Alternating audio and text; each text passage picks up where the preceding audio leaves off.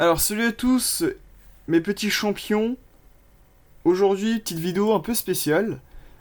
On va pas parler de jeux vidéo quoi, mais on va faire un petit. Je m'autorise un petit hors-série. Voilà, on va parler de cinéma parce que c'est quand même une autre de mes grosses passions en dehors de jeux vidéo. Et aujourd'hui, on va parler de Bloodsport, les amis, Bloodsport. Alors, pourquoi Bloodsport précisément? Parce que justement, la semaine dernière, on a eu une séance exclusive à Paris, au Grand Rex. Donc, il y a eu lieu le 3 septembre. Et alors pour les personnes qui ont vu mon petit short, j'étais présent. Voilà, j'étais présent à cette séance et donc qui était diffusée en VOSTFR, version originale sous-titrée en français, pour les personnes qui ne connaissent pas. Et on a eu également la présence exclusive de Mohamed Kessi, donc qui était le meilleur ami de l'époque de Jean-Claude Van Damme. Et au cours d'une heure de questions-réponses et d'anecdotes en tout genre, a pu nous délivrer pas mal de choses, pas mal de petits secrets sur comment Jean-Claude et lui ont galéré entre 1982 et 1986 à se faire une petite place à Hollywood, au niveau du cinéma d'action, d'arts martiaux ou autre, hein, même de danse par exemple aussi. Et ils ont expliqué que vraiment Bloodsport ça a été salvateur pour eux parce que c'est ça qui a permis d'avoir le succès qu'on leur connaît, surtout pour Monsieur Van Damme ici présent. Et au niveau des secrets que Monsieur Kessi nous a délivrés, on a pu voir qu'en fait c'est aussi le cinéma, comment ça se forme et comment ça se crée, c'est aussi beaucoup de chance, c'est beaucoup d'opportunités qui doivent être saisies. Et ça reste une belle leçon, je trouve, que l'on peut appliquer à d'autres films, bien sûr, mais aussi dans la vie courante, tout simplement. Voilà. Bloodsport, ce qu'il faut savoir, c'est que donc le film, c'est un film d'arts. Pour les gens qui connaissent pas, hein, bien sûr, c'est un film d'arts martiaux qui a été réalisé par Newt Arnold en 1988, avec énormément de soutien de la part de Jean-Claude Van Damme au niveau du montage, notamment. C'est un film dont la production a été quand même assez casse-gueule. Tourner à Hong Kong à cette époque-là, c'était pas évident pour eux. Ils étaient vraiment pas habitués. Euh, surtout qu'il y a pas mal, par exemple, pas l'acting, mais le casting de certains personnages ont été faits un peu au compte-gouttes. Notamment par rapport aux anecdotes que nous a livré Mohamed Kessi, le personnage de Jackson et le personnage de... Ah merde, j'ai oublié son nom. Mais on va dire l'interlocuteur entre Frank Dux et Jackson pour le comité. Donc le petit asiatique à lunettes, hein, désolé. J'ai pas d'autres adjectifs que ça, mais lui aussi a été récupéré au compte-gouttes, on va dire. Il y a aussi pas mal de scènes d'action, enfin pas mal de scènes de combat qui ont été tournées de manière assez catastrophique et qui ont été remontées par Jean-Claude Van Damme lui-même. Ça a été... La diffusion en salle, elle a été quasi inexistante. Mis à part en Malaisie, c'est en Malaisie vraiment... les premiers clients de Bloodsport ont été en Malaisie. Puis après, il y a eu un certain succès là-bas. Et on a eu également d'autres succès en Asie. Et puis après, plus tard, en France, bien évidemment. Où, par la force des choses, là aussi... Vraiment, c'est quand même assez fort. Hein, le film n'a pourtant pas non plus les plus grosses qualités du monde, hein, excusez-moi, je cherchais mes mots. Le film n'a pas non plus les plus grosses qualités du monde, mais lui aussi, par la force des choses, il a réussi à trouver son public, notamment notamment parmi les fans de films d'action, excusez-moi. Et puis voilà. Et c'est quand même assez marrant de constater que Bloodsport, c'est pas un cas isolé, parce qu'il y a eu beaucoup de films comme ça qui n'ont pas marché à leur époque, qui ont eu du mal à trouver leur public, et qui, encore une fois, au fil du temps, par la force des choses, et parfois même par leur sortie en DVD, enfin en cassette, je veux dire, en cassette, en laserdisc, en DVD, ont su réussir à trouver leur public. C'est le cas notamment de The Thing de John Carpenter, donc qui est sorti en 82. Pourtant le film est culte, hein. Celui-là aussi, le film est considéré comme culte, excellent, tout ce que vous voulez. Mais malheureusement, il n'avait pas trouvé son public à l'époque, parce qu'il trouvait que le film était peut-être un peu trop froid, un peu trop nihiliste. Et à l'époque, les Américains voulaient plus des choses beaucoup plus chaleureuses. C'est pour ça, par exemple, que E.T., l'extraterrestre de Steven Spielberg, a bien mieux marché. Parce que, justement, c'était un film qui était plus chaleureux et plus accueillant que The Thing. Mais bref, encore une fois, voilà, c'est pour prouver que dans le cinéma, des fois, c'est... même si un film ne marche pas en son époque, il arrivera à marcher bien plus tard. Alors, c'est bien beau de parler de tout ça, mais on va entrer dans le vif du sujet. Bloodsport, de quoi ça parle exactement? Donc c'est l'histoire de Frank Dux, qui est juste ici, qui va participer au tournoi du Kumite, qui est un tournoi clandestin qui a lieu à Hong Kong, et ce tous les 5 ans depuis des centaines d'années, et qui a la particularité de réunir en fait énormément de pratiquants d'arts martiaux du monde entier. Donc on a des pratiquants du karaté, on a des pratiquants de judo, on a des pratiquants du sumo, on a des pratiquants de muay thai, etc., etc., etc. Et donc, comme l'indique le titre, hein, tous les coups sont permis, vous le voyez ici. Euh, il y a... tous les coups sont bien évidemment permis. Les coups de poing, les coups de pied, les coups de tête, les coups de boule, je veux dire. Les coups dans les couilles, tout, tout, tout, tout. Et d'ailleurs, je vais en venir ainsi, le comité a une particularité, c'est qu'il a 3 manières de gagner. Vous avez 3 manières de gagner un comité. Soit vous mettez votre adversaire KO, donc l'arbitre déclare que l'adversaire est KO, vous avez gagné. Soit vous l'éjectez du ring, donc le ring out. Tout simplement, hein, là, y a pas grand chose à dire, vous éjectez l'adversaire hors du ring, vous avez gagné. Ou soit vous le forcez à abandonner, donc le fameux maté. Si votre adversaire dit maté, il reconnaît sa défaite, il abandonne et vous avez gagné. Il y a également une 4e façon de gagner, hein, qui est pas glorieuse, mais qui est quand même une façon de gagner parmi tant d'autres. Vous pouvez carrément tuer votre adversaire.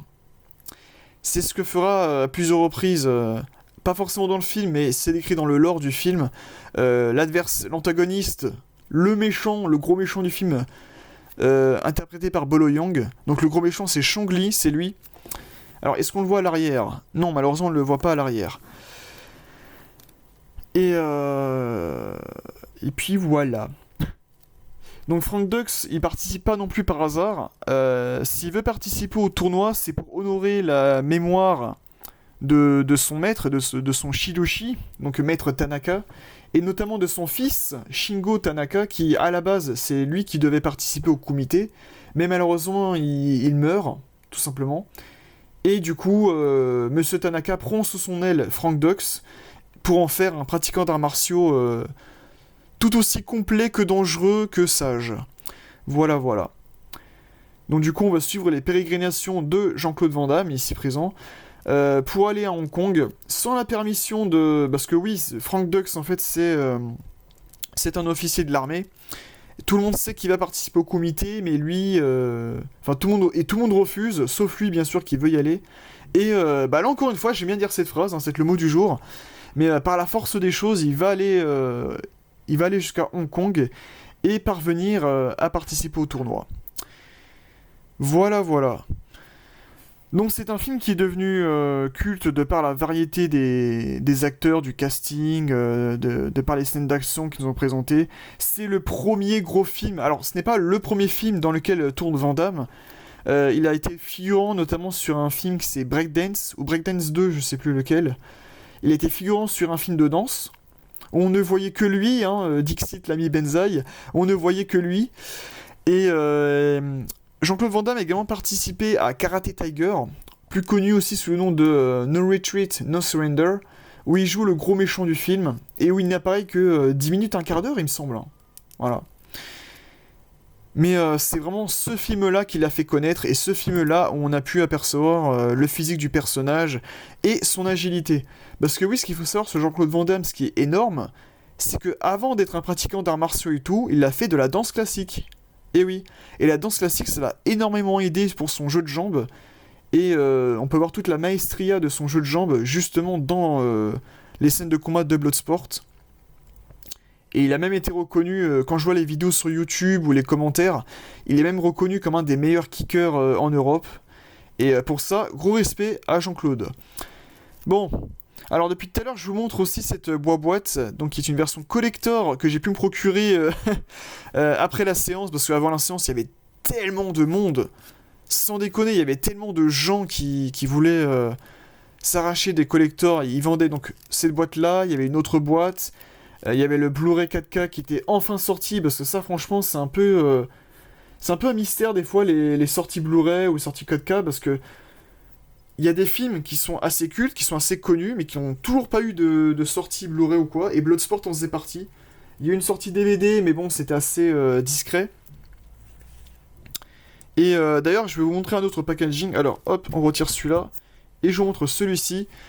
Alors ça, c'était un Blu-ray que j'avais acheté l'année dernière, donc une version espagnole. C'est un steelbook. Vous voyez, on peut taper dedans. Donc c'est une version espagnole, mais qui est compatible, voilà, qui est disponible en français. Enfin, je veux dire, la langue française est disponible dans le Blu-ray, hein, voilà. Alors, on enlève la petite tranche ici. Je vous montre également, hop, l'arrière, hein, qui décrit le petit résumé du film. Et on a également plusieurs petits posters. Et je vais vous montrer ça pour commencer les découvertes de mes éditions de Bloodsport. Hop. Donc voilà, donc ça se présente comme ceci l'intérieur de mon Blu-ray Steelbook. On a le Blu-ray ici. On va l'enlever pour dévoiler Frank Dux, juste ici, donc Jean-Claude Van Damme. Hein. Et là, sur la gauche, on a, hop, plein de petits posters pour nous dévoiler Bolo Yeung, donc qui interprète Chong-Li, le gros méchant. Donc on va mettre ça là. Tac.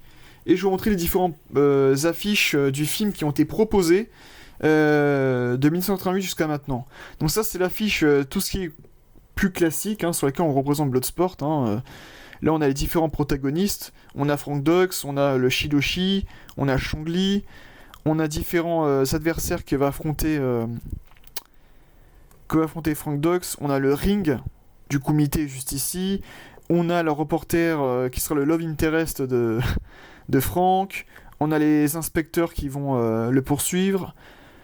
On a également, voilà, c'est lui le personnage que je vous disais là, juste ici. Alors je sais pas trop si on voit. Ouais, si, on voit bien. Donc c'est lui le personnage que je vous disais. Hop. Le petit asiatique à lunettes qui va servir d'interlocuteur pour Frank et Jackson. Donc voilà. Là, on a une affiche encore plus sobre et plus minimaliste, qui représente Frank Dux au bout de sa vie, hein, vous le voyez bien, il pisse du sang par l'arcane et par le nez.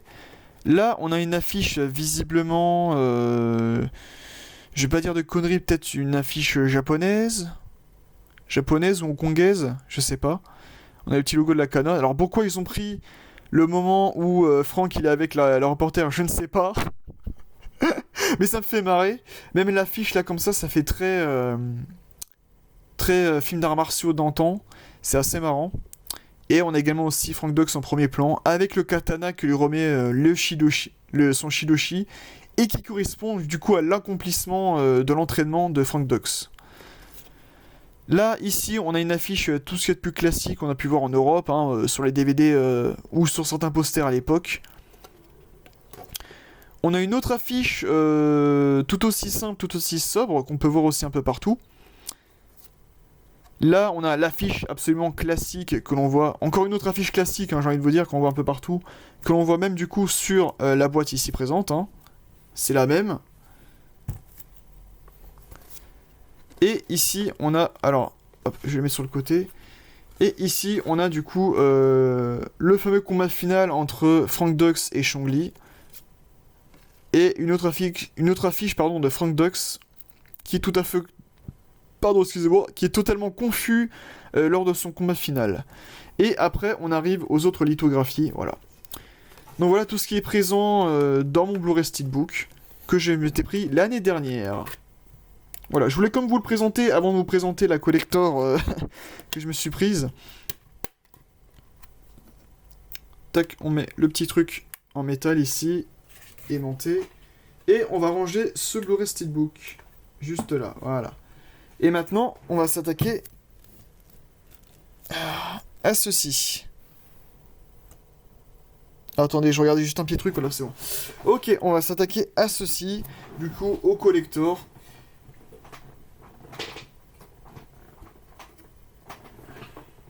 Et on va voir ce que nous propose l'intérieur de ce collector. Mais avant, on va voir ce qu'il y a derrière. Donc voilà, comme ils le disent, hein, vous voyez bien, c'est écrit ici noir sur blanc. Je sais pas si vous voyez bien ici. Le magnum opus de Jean-Claude Van Damme. Donc comme ils le disent, hein, le résumé, Frank Dux, un champion américain de karaté, n'a qu'une obsession, remporter le kumité. Un tournoi clandestin d'arts martiaux organisé à Hong Kong, une rencontre où tous les coups sont permis, y compris les coups mortels. Voilà, donc ça résume assez bien ce que j'ai dit tout à l'heure. Hein. Énorme succès mondial, Bloodsport c'est le film qui donne naissance à la légende JCVD. Désormais inscrit au panthéon des films d'arts martiaux, ce classique emblématique des années 80 était redécouvert pour la première fois en France dans une nouvelle restauration UHD 4K, Dolby Vision et Atmos. Donc voilà, là on a la version ultime du truc, hein. Je peux pas faire mieux les gars. Alors, à ce qui paraît, dans ce collector, nous avons un livret de 32 pages, 10 photos, un poster, 6 stickers et un magnet.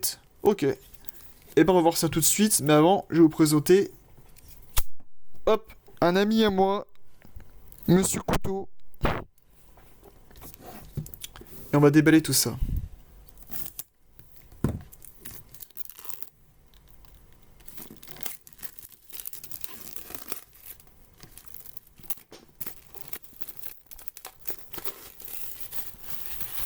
Hop, on va jeter ça dans la poubelle, là où il y a tous mes DVD pourris. Et on va ouvrir cette boîte. Alors, comment ça s'ouvre cette merde? Ah, c'est scellé ici, ok. C'est scellé juste ici. Tac.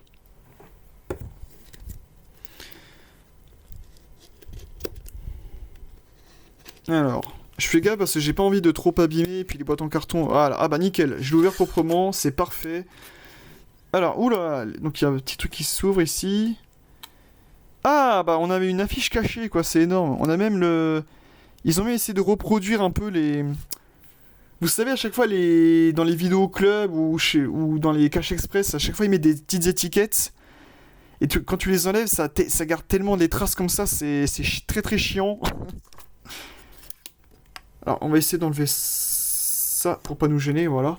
Donc, ce que j'ai oublié de vous dire aussi, c'est que Bloodsport, bien sûr, ça a une influence monstre pour la carte de JCVD, mais aussi... Alors, est-ce que je vais réussir à ouvrir ça?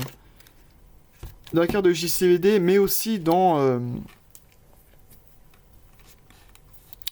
pas mal d'autres médias. Je pense notamment, par exemple, aux jeux vidéo, hein, tout simplement. C'est inspiré Midway pour le personnage de... Par exemple, Jean-Claude Van Damme. Voilà, ça, il faut le savoir. Hein, Jean-Claude Van Damme, ça a inspiré, dans le monde du jeu vidéo, le personnage de Johnny Cage dans Mortal Kombat. Pour le côté acteur d'arts martiaux, enfin acteur de films d'arts martiaux, qui se révèle être vraiment un mec très très chaud dans la vraie vie. Au niveau des mangas, des animés, je pense surtout au manga Baki de Keisuke Itagaki, dont il est question également d'un tournoi d'arts martiaux clandestin, mais alors cette fois-ci qui ne se passe pas à Hong Kong mais à Tokyo, et directement dans le Tokyo Dome, enfin en dessous le Tokyo Dome. Alors attendez, hop, je vais pousser ça un peu. Où différents maîtres d'arts martiaux s'affrontent les uns les autres, et on peut voir différents styles d'arts martiaux, différents personnages de plein d'origines différents, avec plein de backstory, à l'instar de Bloodsport, justement. Bloodsport, c'est aussi un film qui a été parodié... Alors attendez, je vais ranger mon couteau. On peut se fermer avec ces conneries, voilà. Donc ça a été aussi un film référencé, parodié un peu de partout, etc. Enfin bref, ça a eu une influence monstre. Et maintenant, il est temps de vous dévoiler le fait qu'il y avait une cassette vidéo, en fait. Donc voilà, donc ça, c'est juste la boîte tout court.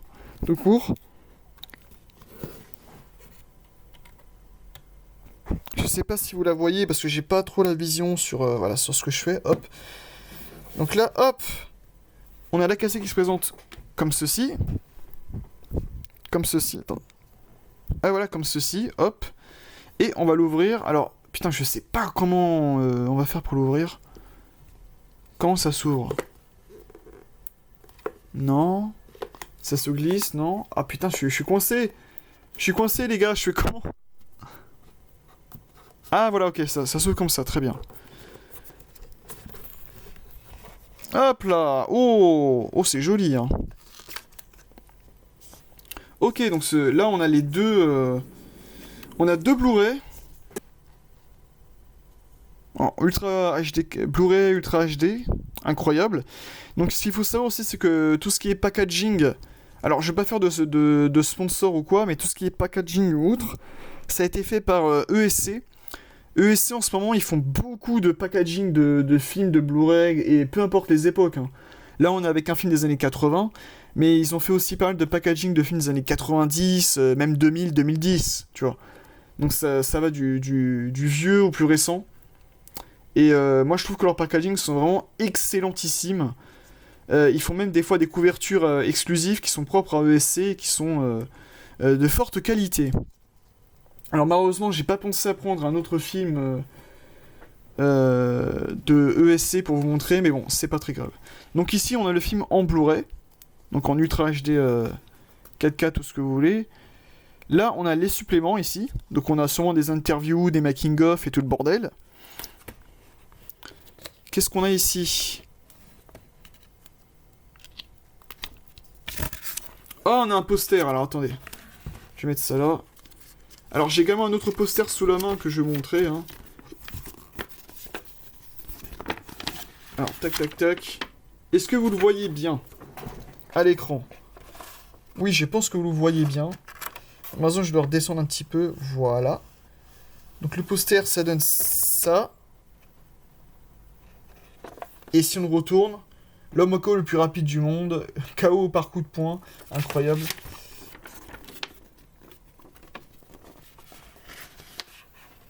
Et là, c'est l'arrière qui reflète justement l'affiche qu'on a vue au moins 3 fois aujourd'hui. Voilà. Donc ça, c'est le poster qui nous donne du coup dans le packaging. Je vais mettre ici. Et je me suis également pris un autre poster après la séance au Grand Rex. Alors, je vais essayer de vous montrer ça. Attendez.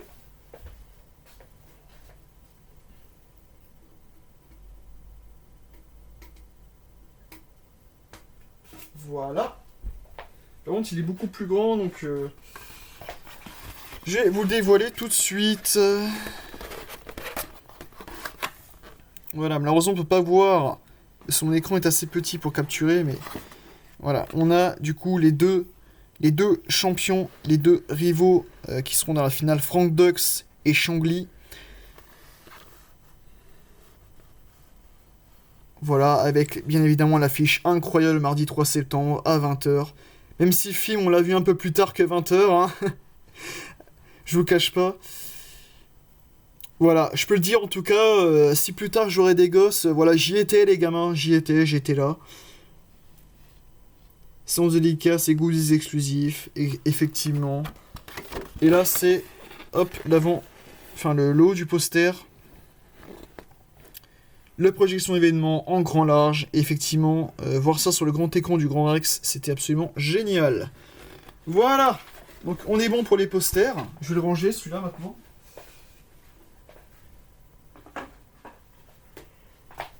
Et on va continuer l'unboxing du coup de ce collector. Alors qu'est-ce qu'on a ici? Ah, je crois que c'était la bande son, mais non, pas du tout. On a d'autres trucs ici, incroyables, regardez. Ah putain, on a encore...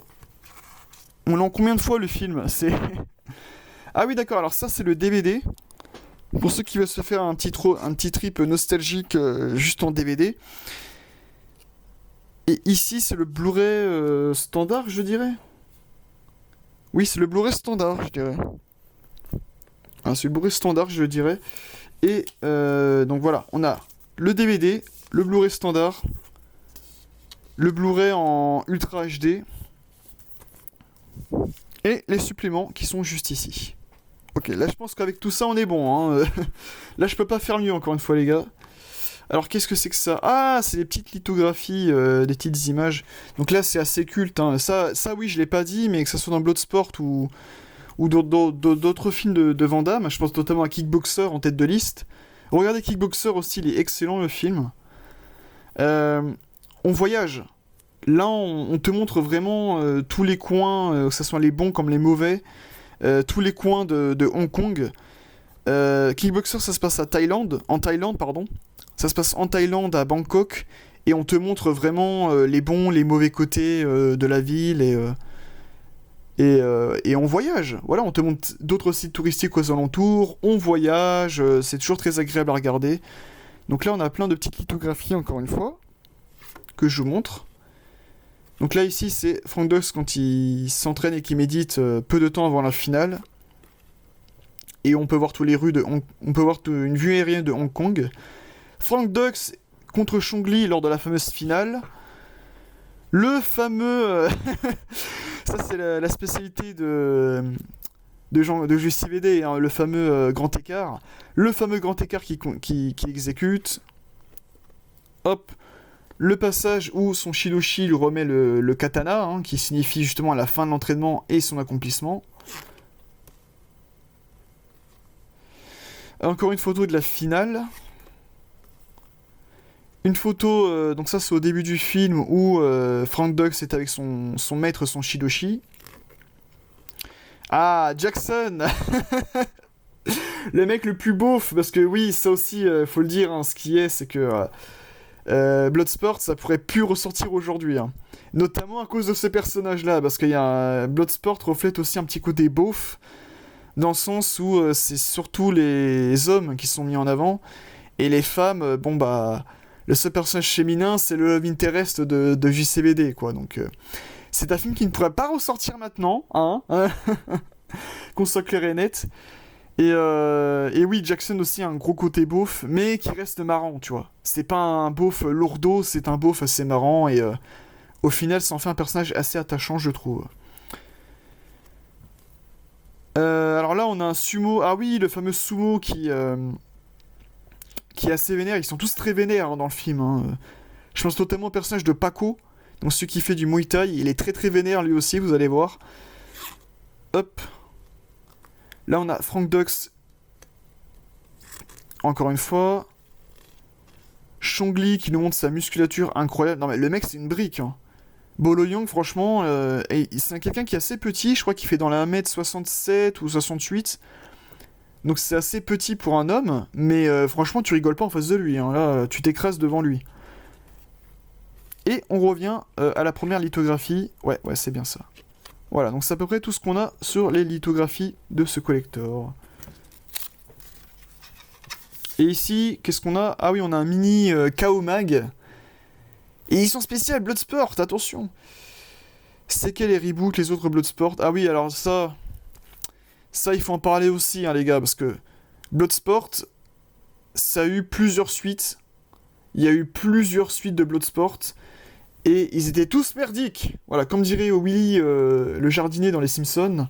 Je sais pas si vous avez la ref, mais comme il le dit, ils sont tous merdiques, les suites. Il n'y en a pas une qui vaille le coup, hein, franchement. Ah bah, c'est assez cool, ça, on a des petites... On a un mini KO Mag, du coup...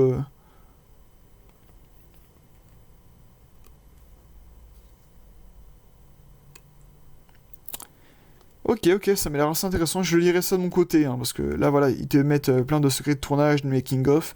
Donc là, voilà, on a Mohamed Kessi, justement, qui était intervenu et qui joue un personnage secondaire, donc un pratiquant qui va s'inscrire au comité également, et qui va se faire défoncer la gueule. Hein. Mais voilà, donc c'est lui, Mohamed Kessi, l'ami de JCVD, avec qui ils sont partis de Belgique ensemble. Donc voilà, on a plein de petites images du film, plein de petits secrets de tournage qui seraient très sympas. Voilà, là on a le fameux DIMAC, hein, c'est une sorte d'épreuve préliminaire pardon, pour s'inscrire, qui valide ton inscription au comité, donc il faut péter des briques. Là aussi, je vous laisserai la surprise pour ceux qui ne connaissent pas. Voilà, les séquelles de Bloodsport qui étaient vraiment pas terribles. Hein. Encore une fois, je vous les déconseille. Autant le premier Bloodsport, c'est un film qui est imparfait. Voilà, depuis tout à l'heure, je vous dis, c'est un film culte qui a marqué, etc. Mais le film est quand même assez imparfait, hein, il faut dire ce qui est. Mais il a un charme. Voilà, c'est un film qui a son charme, qui... T'as envie de le voir jusqu'au bout, t'as envie de voir ce qui se passe, etc. Et il a un certain charme qui fait la différence. Mais les autres films, non, laisse tomber, quoi. Laisse tomber. Ok, d'accord,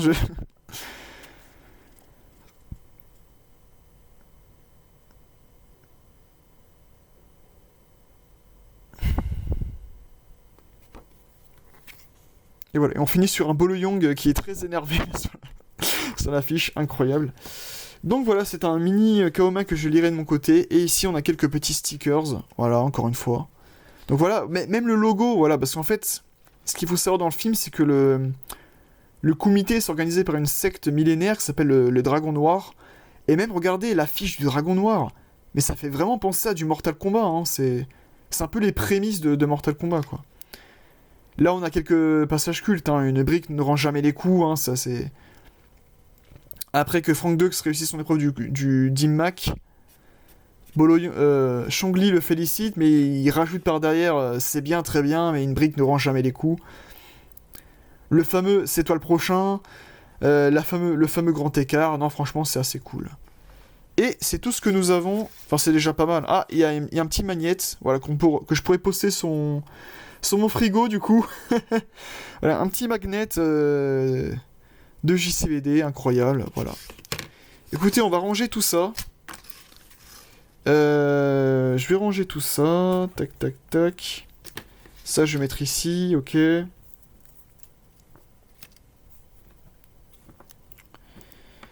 Bon, je vais ranger tout ça de mon côté, hein, rassurez-vous, hop. On va mettre les DVD, hop, comme ceci. On va mettre la boîte là, comme ça. Le poster à côté de Neferopito, voilà, qui va la tenir. Je pense que j'ai tout dit Voilà, je pense que j'ai tout dit, hein. Attends, j'ai peut-être un peu plus recalibré. Comme ça, voilà. Je pense que j'ai dit tout ce que j'avais à dire sur ce collector, sur ce film. Donc encore une fois, voilà, Bloodsport, un film imparfait, mais qui est devenu culte par la force des choses. Ça a été une très bonne expérience de le revoir, en plus en VOSTFR, au Grand Rex, la semaine dernière. C'était une bonne expérience, surtout qu'en VOSTFR, ça change pas mal de dialogues, pas mal de choses. Faites l'expérience chez vous, hein. Regardez le film en VO et en VF. Il y a des dialogues ou une certaine atmosphère qui sont pas exactement pareils. Là, pour le coup, je suis d'accord, ça change quelque chose. Mais bon, après, ça reste un film qui a son charme, qui reste agréable et qui est... ma foi, pas mal du tout, hein. Bon. Sur ce, je vais vous laisser. Je vous donne rendez-vous pour des prochaines vidéos. Les gens que ça impatiente, ne vous inquiétez pas, l'épopée sur Mario Party 4 continuera de plus belle. Sur ce, je vous dis à la prochaine pour de nouvelles vidéos. Salut à toutes et à tous. Tchuss.